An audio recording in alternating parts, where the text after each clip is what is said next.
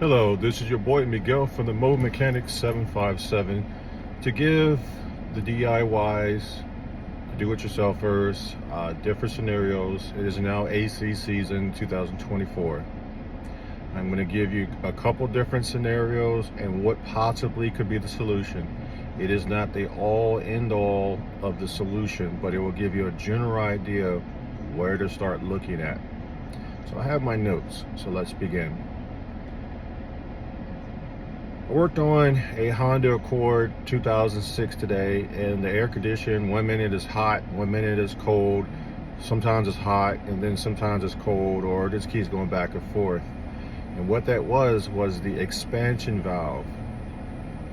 So if you have an AC system, look for the expansion valve on it. 9 times out of 10, that's what it's going to be. It could be a weak compressor, but most of the time it's an expansion valve on the Honda Accord. A lot of the expansion valves are on the firewall. Some of them you have to tear out the dash. The Honda Accord, you're supposed to tear out the dash, but I had enough out of the firewall that it took me about an hour, but I finagled it versus a couple hours ripping apart a dash system, and I put it back together and the car's running just fine. Nice and cold. No more hot and cold. That is not the all end all, but that's just what I ran into most of the time that is happening. Hot 1 minute, cold 1 minute. You know you have enough Freon in it. You know your compressor's working properly. Everything's didn't check it out. Expansion valve. Second, the AC's blowing hot. Well, it could be your compressor is not working at all, or you could have no Freon in it. And other videos down this AC season, I will have videos explaining that, and you can go to my other videos from last year, and some of the videos will have some of those scenarios already in them. It could be the AC relay. You got to see if the clutch on your air conditioning system is actually working or not. I have a diagnosing machine that I can see it what the computer is saying, and I could turn the relay and the clutch on, but of course you're not going to walk around with that kind of stuff, and that's why I'm doing these kind of videos for you. So just look at your clutch. You have your compressor spinning, and there's a magnetic clutch. When you hit the AC, it engages, and now the compressor is doing what it's going to do. Some of them don't have clutches on them, but you just have to have gauges in that particular case for the newer cars. But the other cars with clutches that you can hear cut on and cut off, those are the ones that I'm talking about. Check the fuse, check the AC relay, check how much Freon in you have in it.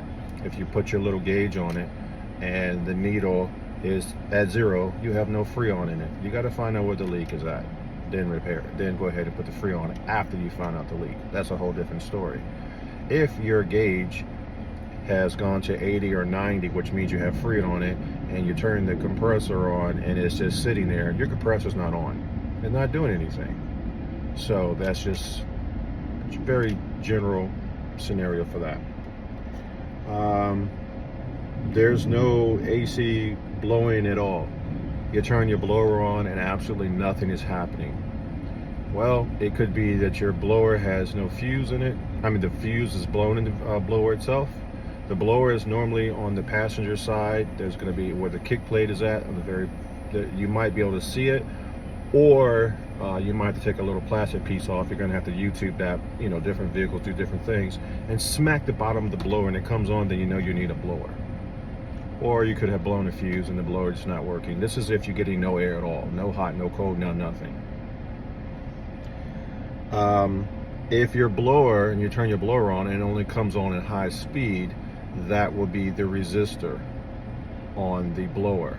Look it up, Google it on your particular vehicle. A lot of them are not very hard to do. A lot of them behind the glove box, and that's going to be the resistor. You can't have your blower on full blast all the time, so the resistor you know, kind of dials that, you know, power down to make the blower go a little slower, faster, whatever it is. But if it's just going on fast, it is the resistor. Just go ahead and replace it. If you're only getting air when you're driving on the highway, that means your air condition, there's usually 2 fans on your vehicle. The one on the driver's side is for the engine, and the one on the passenger side is for the air condition itself. One for the engine, one for the air condition. Some of them have one big fan. If you're only getting air on the interstate, pop your hood, look at your fan, your engine fan, and see if it's even spinning. If it's not spinning, that's the reason why. You're driving, so you're pushing in air into the condenser. It's exchanging the heat, and now you can get the cold air. But if your fan is not on when you're at idle or you're driving slow, there's nothing pulling in that air whatsoever. That's one of the main reasons why you're getting air only on the highway. You're only getting hot or cold air. One side is hot, one side is cold. That's going to be your actuators. That's 9 times out of 10 what it's going to be. Either you're low on Freon, and you're going to have to look at a video to learn about how to check your Freon properly. I've seen that many times, especially on these new cars. It doesn't have enough Freon in it, so the passenger side, which is the evaporator, is going to be on the passenger side always. You're going to have the cold air right there, and on this side it's going to be hot. Also, it could be the actuators. Some modern vehicles have 2 separate actuators for the driver's side and the passenger side. That's also a scenario. I'm giving you different options, so when you're doing the diagnostic or someone's looking at your car, you can kind of point them in the right direction with the correct information. It doesn't fix everything, but this is majority of the time.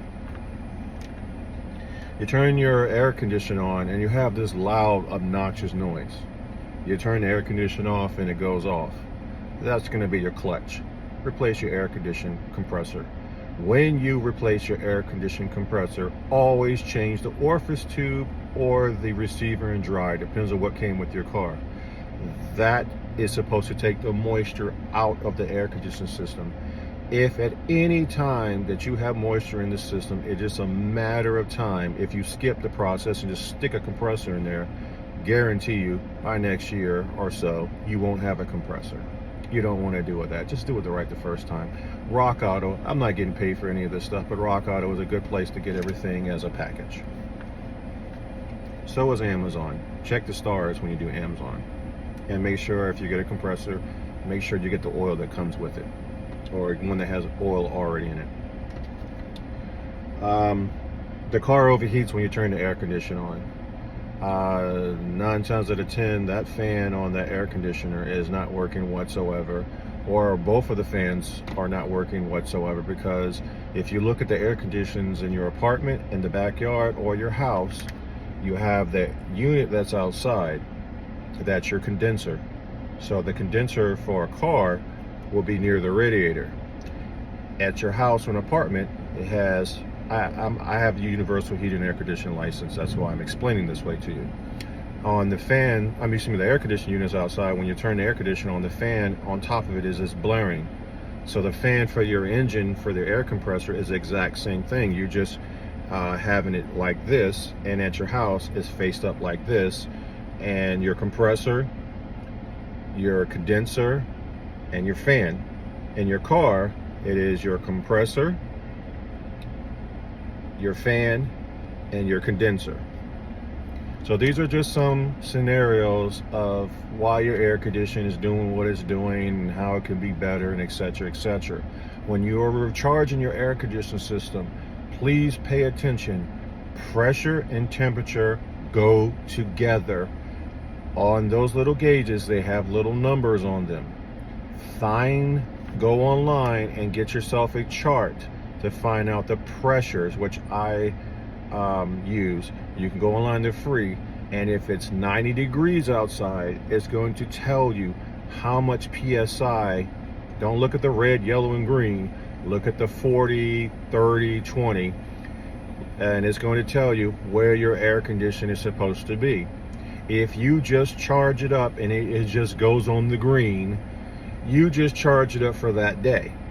That's it. When it gets hot, the pressure is going to go up, and now you don't have enough Freon to keep yourself cold.